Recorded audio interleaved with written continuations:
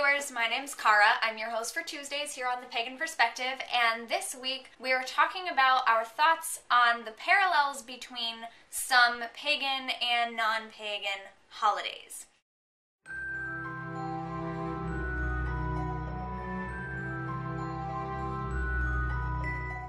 Such as the examples given in the topic, which is from Yucca, another team member suggestion to start out this month, such as the correlations and parallels between Christmas and Yule, or the winter solstice, between Halloween and Samhain, and between St. Valentine's Day and Beltane. And then I also wrote down to mention parallels between Ostara, or the vernal equinox, and Easter, because that's another big one coming from a Catholic family that always stands out to me. Since we are in February right now, and we've just recently come out of the Christmas, Yule, winter solstice season, I'll start by talking about that one. So my opinion in general about all of these things is that obviously if we look at the history of various holidays, there are evident correlations, whether or not, some historians say that there is for sure evidence of one thing becoming another, or, exact ties. We can see evidence that, these things were done by these cultures and these religions, and now these things are done for these holidays by different religions. So we can kind of see where things were borrowed and holidays were kind of melded. And it makes sense when we think about Christianity coming in and converting a lot of pagan beliefs and celebrations and making them part of the Christian calendar, and wanting to keep a lot of the folk practices or celebratory traditions of the people who they were converting, so that it wasn't like a total change, right? So they kind of adapted things about the holidays, but put them into a Christian framework and the Christian story. So I know that there is, certain things about all of these holidays where people are like, yeah, this definitely happened, and then places where historians are like, well, we don't exactly have evidence for sure that that happened. So again, a lot of this is just based on our understanding of how history happened, and knowing that history is written by the victors, and so a lot of things weren't necessarily written down in history books that happened, because the people doing the conquering wrote the history and wrote the stories the way that they wanted it to be. So some of this is just our kind of knowing and understanding of how people get treated throughout history and how things change and how conversion works. But so, especially when we think about Christmas and Yule or winter solstice, we see a lot of evidence of that. And so I think this is the biggest one that comes up most of the time, because it's one of the biggest holidays in the United States where people still argue about it today. And we still have people, the put the Christ back in Christmas people, and then the Christmas isn't a religious holiday, everybody celebrates it, even atheists, and totally secular, it's a totally secular celebration now. It has nothing to do with any religion. And then there's the people on the other side who are like, well, winter solstice or Yule, there's various pagan traditions. So yes, it's religious, but it's not the religion that everyone thinks it's about. So there's the two different religious aspects of it, and then there's the total non-religious aspect people. So this is a big one. Still gets argued about today. I mentioned in a vlog earlier this year on my channel, I think it was, that my partner and I had a bit of a problem with people engaging us about, Yule versus Christmas, or I call it winter solstice for my path, versus Christmas, and trying to tell us that it's not religious at all, it's a secular holiday now, to which my response is well, no, it has become that largely, but it's supposed to be a religious holiday, whether it's the pagan religion's views on things, or the Christian religion's view on things. Christmas, obviously, that title, it means something to Christians, and so they want it to be religious. And to pagans, it's winter solstice, and it means different things to us, and it's a different celebration. And there's a lot of parallels, obviously. There's the return of the sun and all these things, and whenever we think Jesus Christ was born, the person, obviously, historians have said that he wasn't born on December 25th, and people know that, but they celebrate it anyway. So we know that those things came from pagan pagan celebrations. And so in one way, the people who are like, it's not religious at all anymore, it's all secular, like, they're not only offending the Christians by doing that, they kind of offend me too, in certain ways, because, like, yeah, it's not Christian for me, but it is religious. My pagan religion, is a religion. It's a spiritual thing, you know, so it has that meaning to me, even though it's a different meaning. Yeah, dealing with all of those kind of, like, overlaps and parallels of those practices and traditions, and, like, where did they come from, and why do we continue to celebrate them, and do we consider it religious in one way or another, or do we consider it not religious at all? And yeah, so it's a big one. It's a big one that people still argue over. And then, so similarly for me with Ostara, or the vernal equinox, and Easter, because my family is Catholic, this one often comes up, right? Like, to me, it's like, okay, so, and the thing with Christmas versus winter solstice, too. Christmas is Christmas. Winter solstice is winter solstice. They use a lot of the same traditions. They use a lot of the same decorations. Like, that's fine. That's something that I've come to accept. The thing that bothers me, though, is when people openly use those traditions, and they even, you know, they still call it the Yule log, and, you know, all these things, and, like, they acknowledge all of those things that are very much like winter solstice or Yule, like, as the Germanic Norse celebration. When they acknowledge those things, but at the same time, they're the kind of people who are, like, strictly anti-pagan, anti-witch, like, think we're evil and should go to hell, but yet here they are using our celebrations and symbols and things like that. So when that information is widely available that, like, yeah, we know we use the same symbols and, like, it came from something else, if people use it and they accept that and they're cool, cool. The thing that bothers me is when people use the symbols and do the traditions knowing that they're not from their own religion, that they came from somewhere else, but they still look down upon the people who celebrate the religion where it came from. So, like, it bothers me that, like, we get the short end of the stick when you're celebrating our holiday 5 days late, and then you're, like, mean to us about it. Like, that's what bothers me. So, similar thing with Easter, like, and we know the association with eggs, the exchanging of eggs and the coloring of eggs, I have read before as originally an Egyptian practice, and so there's all these little tidbits of history that we can learn about, like, where these practices came from, and then we can decide, you know, what they mean to us and why we do those things. And, like, I don't color eggs anymore because I'm vegan, so I don't have anything to do with the eggs, but the symbolism is still there. You know, I might not be using real eggs, and obviously I don't buy plastic eggs or anything like that, but, like, things that are egg-shaped, or, like, imagery and pictures that have eggs incorporated into them, right? Cool. So, whatever. The rabbits, you know. And so, like, I've asked people before, like, I understand where the parallels between winter solstice and Christmas came from. I don't know if there is actually a story within Christianity or Catholicism to explain what the Easter Bunny has to do with it. I know, like, the lamb, I always make a lamb cake with my grandmother for Easter. That's her tradition, and so I've been helping make that. It's a cake in the shape of a lamb for the past few years, and so I know where the lamb comes from, the Lamb of God, and all of that kind of thing. But I don't know if there is a story that kind of, like, attempts to say why the Easter eggs and the bunny are incorporated into Christian practices or not. I don't know. And when I've asked people that before, they haven't known. Although I haven't asked y'all, so maybe you know. But yeah, it's just that kind of, like, I'm aware that history has caused things to blend together. And, like, that's just a thing that I know now. It's just a thing that I accept, right? But it just bothers me when people do the thing and take the things, but are still, like, mean to the people where it originated from.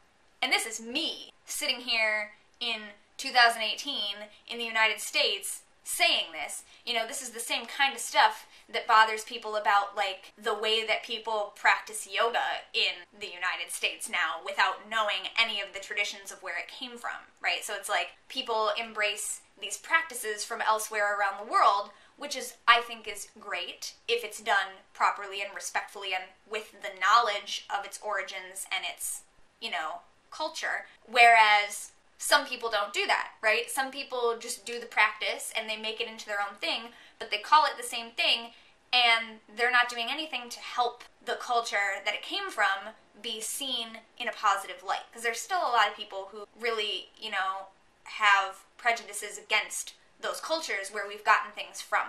So this is, yeah, I know. I'm not going to make this into a whole big cultural appropriation thing, but that's what it is. It's like, if there's blending and that's just the way things work, like, I think that's fine, but we need to know where these things are coming from, and we need to respect those things and treat them well, because if we're getting something meaningful out of it for our path, then we need to be in gratitude for that and be giving energy back to it in some way, helping out that community, helping out that culture.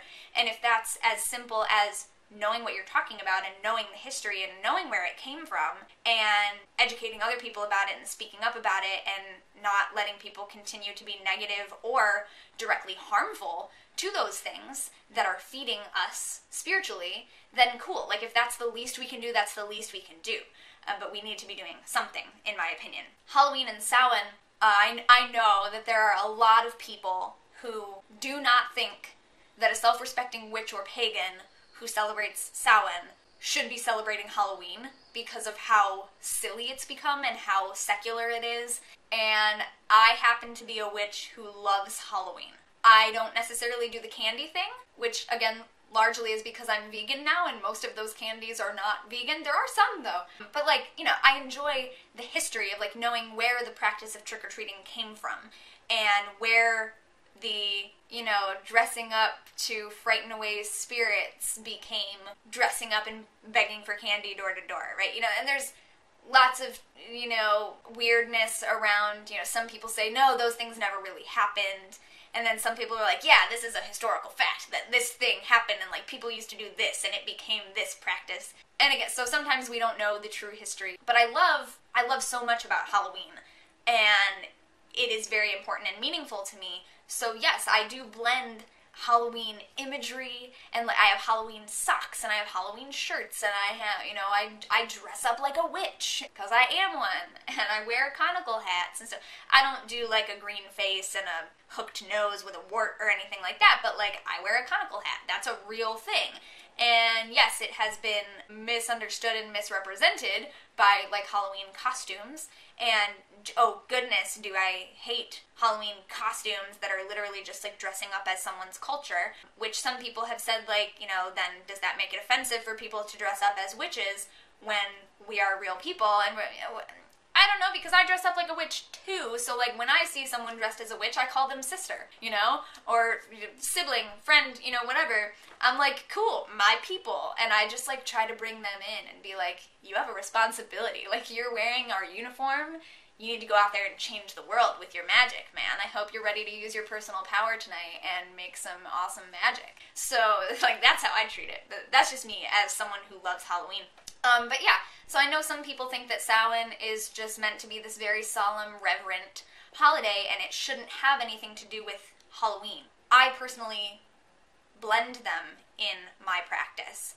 Samhain is about honoring my ancestors and communing with them and remembering where I came from and where we're going. And you know, honoring the ancestors and the descendants is something that I do all of the time and that I think is important all of the time. Samhain is a specific holiday for that, but I do incorporate at least the imagery and the colors and the fun. I recently got the Halloween tarot deck within the past year because I love everything to do with Halloween and like vintage Halloween, and I have this fun thing here, the Halloween activity book, which has it's for kids, I've had it forever, but it has a little bit of like history, I think, yeah, how Halloween started, like a little bit of facts, the legend of the jack-o'-lantern and how people used to carve turnips, but then when pumpkins became the thing that was grown in season, especially in the United States, in certain areas it's pumpkins rather than turnips, so they started carving pumpkins, and you know, it's lighting the spirits of the dead back home for that night, you know, whatever, like every silly witchy Halloween movie in the world, I love it. I just love it. So yeah, and then St. Valentine's Day with Beltane, I saved for last because it is February, so this is coming up. Next week is St. Valentine's Day, and I actually had never heard people associate St. Valentine's Day with Beltane because most of these other things, we figure like, okay, it makes sense that they made Christmas December 25th because it's close to the winter solstice, and they were taking those traditions and melding them into what became Christmas, even though Christ's birthday was probably at a different time. They were melding winter solstice, so that's how it became that. And Easter and the equinox, right? Easter's date is determined based on the equinox and the full moon, which I think is awesome. Easter Sunday is always the first Sunday after the first full moon following the vernal equinox.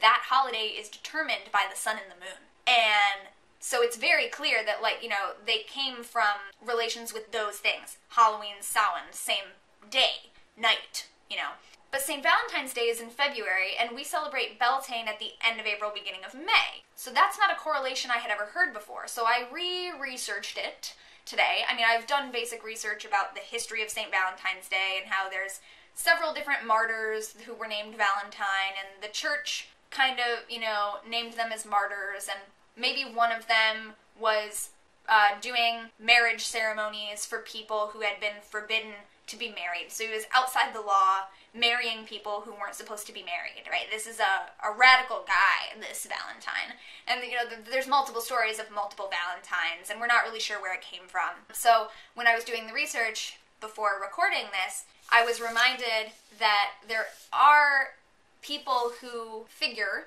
that it was linked with the ancient Roman fertility festival of Lupercalia, which other sources say, I looked at Wikipedia and an NPR article and a History.com article just to remind myself. So some sources say there is no actual historical evidence tying St. Valentine's Day to Lupercalia, or however you pronounce that, but Lupercalia was celebrated in Rome around the same time, February 13th through 15th. And so, in the 5th century, Emperor Claudius created St. Valentine's Day to, again, kind of blend the traditions that the ancient Romans were celebrating with Lupercalia into this new church-approved thing, St. Valentine's Day. So I would more be looking for it to figure out how it correlates with Imbolc or Candlemas at the beginning of February, because that's the thing that pagans are I know not everybody celebrates the same Wheel of the Year, but that's the festival that, in the northern hemisphere at least, obviously southern hemisphere is totally different, and these correlations don't make sense in the southern hemisphere,